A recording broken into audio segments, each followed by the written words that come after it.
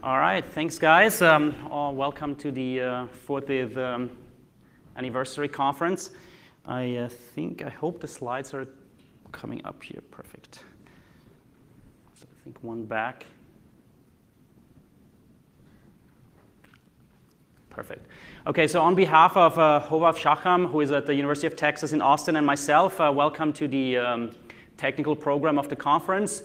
I'll walk you a little bit through the number of submissions and how the process worked, as well as the work that our reviewers put into this in this program. And then I'll touch a little bit on the dual track setup that we have here for the first time in Oakland.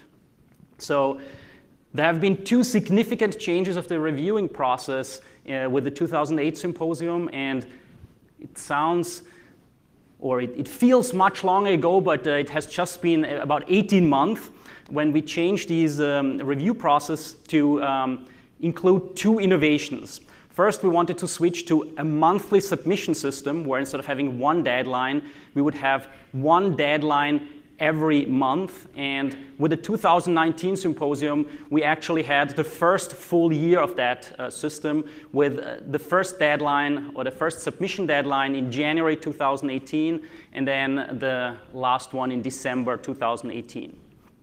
And the second change that we did was introducing a revise option where papers were not immediately either accepted or rejected, but there was a third option which was called revise or revision, where we felt that the paper had a really good, strong technical content, but something was missing. Maybe there was a piece of evaluation, or maybe some technical parts were not 100% clear. And so we would ask the authors to improve and resubmit their paper, and then it would be reviewed by the same PC members, and then either accepted in its improved version or rejected.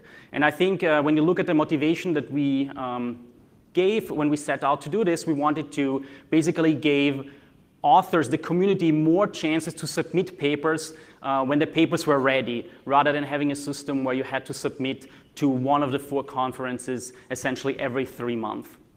And then there was this crunch time when you got the notification of the previous conference and had to immediately resubmit to the next one, or many people did. And we wanted to also improve the quality of the papers and the review process. And I think overall, these changes have been really well accepted and were a really great success. Also, when you look at the other conferences in our community that have moved in that direction, I think many other conferences are thinking about or have already implemented multiple submission deadlines, and they have started to look at revise options as well. So I think it was a great experiment, but an experiment that really worked out well. So how did that translate this full year of the new review process into the papers? We received 673 total submissions. It's another record year for our conference. And here you see how the submissions were divided up over the month. And what I'm particularly happy here to see is that the submissions started to spread out, especially compared to the previous year, where you see here the orange ones. There were only 6 submission deadlines, but it was very, very tail-heavy in 2018, where most of the papers, 2/3 of the papers, came in November and December. And this year, for 2019, it changed. It did not change completely, so it's not a uniform distribution, obviously, but we've really seen the number of papers being distributed more evenly over the different months, and that's definitely something that we want to see, and we hope to see even more going forward as people finish their work and actually submit it when it's ready and not when there's an opportune moment and you feel like, hey, an Oakland paper, that should be submitted in October, November. So we are really seeing those submissions starting to spread out nicely. All right, so from these 673 submissions, how did we end up in the program, with our program, with those 84 papers that you will see over the next few days? Well, in most conferences, or in the past, it was very simple. A number of papers were submitted, you accepted a few, and you rejected a lot, and that was your program. But here it was different because of the revision options, right? So we of course had papers that were directly accepted into the program, and out of 673 submissions, these were 52 papers that were directly accepted. And in addition, we had 574 rejects. However, as I mentioned, there was this third option, which is the revise option, and indeed 47 papers received a revised decision. And those authors could decide within a certain period of time, 3 months, if they wanted to resubmit or not. And in fact, out of these 47 papers, 31 decided to resubmit. The number sounds low, but you have to keep in mind that folks that were submitting their papers later in the year, October, November, December, when they got a revised decision, they had the option to submit at a later time that would be eligible for the 2020 symposium. So these 16 papers are not sort of out of the race. They might be accepted for the 2020 symposium.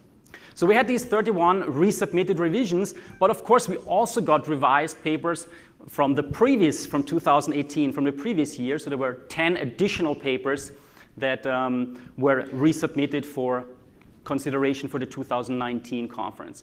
And from these 41 papers, we actually accepted 32 and we rejected 9. And those 32 accepted papers from the revisions and the additional 52 papers that were straight accepted give us the 84 papers that you see in the program today. And if you look at the acceptance rate, that's about a 12.5% acceptance rate. And you also see, which I find interesting and also important, that more than a third, almost 40% of the papers that are in today's program, or in this conference's program, have actually undergone a revision process. So in principle, they should be better than they would have been if we would have just straight accepted them, as the typical accept if room, panic at the last minute, and you just push them over. So you actually had the chance to give the authors a chance to improve and revise their manuscripts.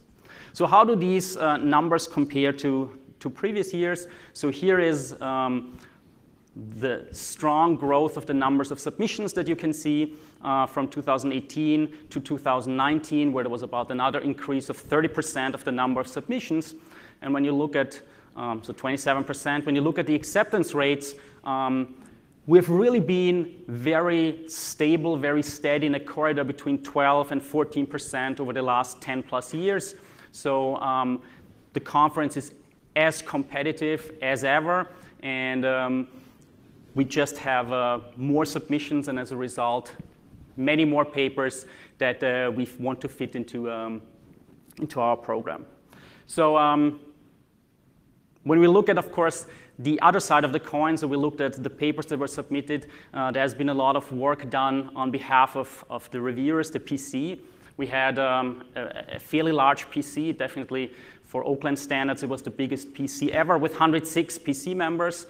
We reviewed most papers with 3 or more reviews, which led to almost 2,000 reviews, which is a huge amount, and again, an increase of almost 400 compared to last year. However, we managed to keep the load somewhat constant for these PC members. So median or average was very similar, is 18 reviews per PC member, very much like last year, and still a significant smaller number than the 24 papers that folks had to review 2 years ago. So we're fairly happy with the workload, although it was not as evenly distributed. Maybe there were some PC members that did more than 18, and I'm very grateful for them. It still, I think, is a lower number than it was in the past. And lots of words were written, more than 1 million words in the reviews, thousands of online comments when we discussed the papers. All papers were not only discussed offline, but we had every month an online PC meeting call where we discussed the papers in person among the PC members and the chairs. So there was a lot of work done online as well as offline with these thousands of reviews. And a lot of the reviews were also, of course, added to the threads, to the discussion threads for those revised papers. So I'm very happy about the work that was done. This is a screenshot from Hot Crap. You can see the red line, these little bumps. They happen to be monthly spaced apart because every time there is a review deadline for the monthly cycle, you see the bump when everybody gets active.